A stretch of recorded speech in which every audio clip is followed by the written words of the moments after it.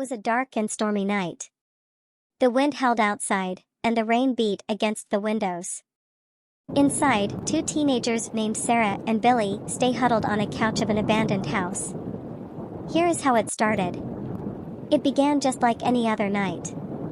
Two friends who decided to embark on an expedition to discover a ghost house across town the way back home from school. Billy and Sarah go to the same school and have been friends since they were in diapers. Billy is the brave and adventurous one. Meanwhile, Sarah is more timid and cautious. Billy had brought up the idea from watching paranormal TV shows at home. He asked Sarah if she believed in ghosts. Sarah, who had been scared before by her big sister Stacy by pretending to be a ghost when she was younger, she kept changing the subject whenever Billy had asked. Sarah was obviously scared of ghosts. Sarah and Billy talked about that one abandoned house across town before they head into school they see every day. While on the bus before that night, Billy had asked Sarah, "Hey, you know what would be cool?"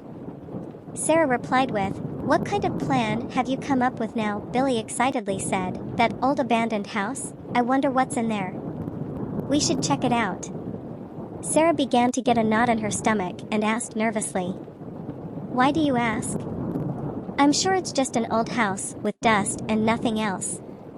Billy replied, "Come on Sarah, stop being such a fraidy cat, we need to investigate it. It will be fun, just like those people do on those ghost hunts." Sarah had replied angrily with, "You need to stop believing in everything you see in that show you watch." "Oh, and I'm not being scared, there is no such thing as ghosts," Sarah shouted at Billy. Billy slyly moved over to Sarah and confidently said, "If there is no such thing as ghosts, then it will be no problem in checking it out then?"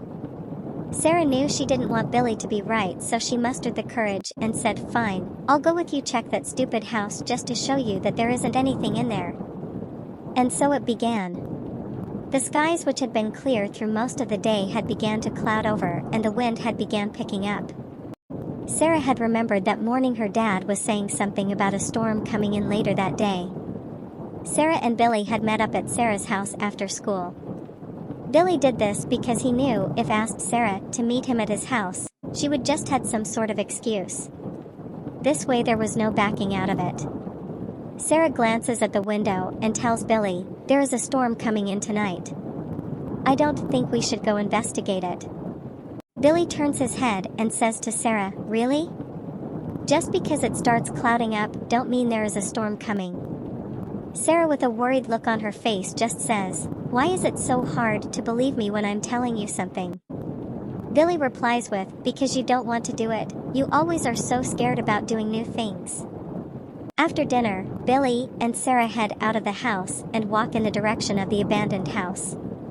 The sky, which is now completely dark, has a sense of dread in the air as they walk further away from the well-lit subdivision and head into more rural area of the town. On the horizon, directly in the path of the abandoned house, the sky lights up with lightning, following it with a huge crash of thunder that makes Sarah jump at the sound.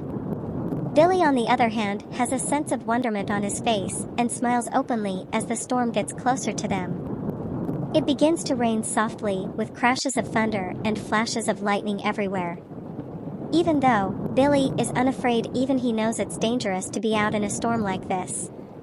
They try to find somewhere out of the elements until it calms down a bit.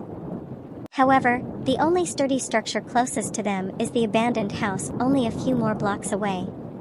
They sprint towards it as fast as they can. They finally make it to the steps of the porch of the abandoned house.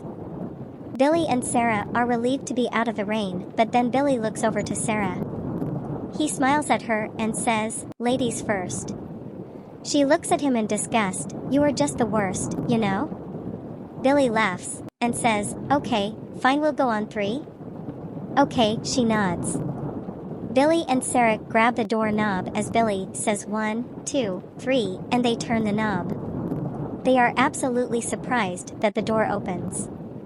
They turn on the flashlights and slowly open the door, and they find that the house for the most part looks just like a normal house on the inside.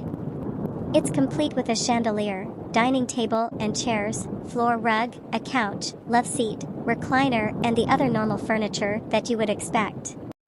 The house also had some nice looking wallpaper on the walls and into the living room and kitchen areas. Billy and Sarah are surprised, and then all of a sudden as they walk through the house, they find a fuse panel on the wall next to the kitchen. They turn on the main breaker and turn on the main light fixtures in the living room and dining area. They explore a little on the upstairs and find other than the dust that has accumulated on the furniture, it's a normal house.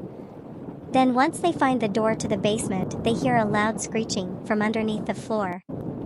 All of a sudden, the lights in the house begin to dim and abruptly shut off, leaving both friends in the dark, not sure what to do.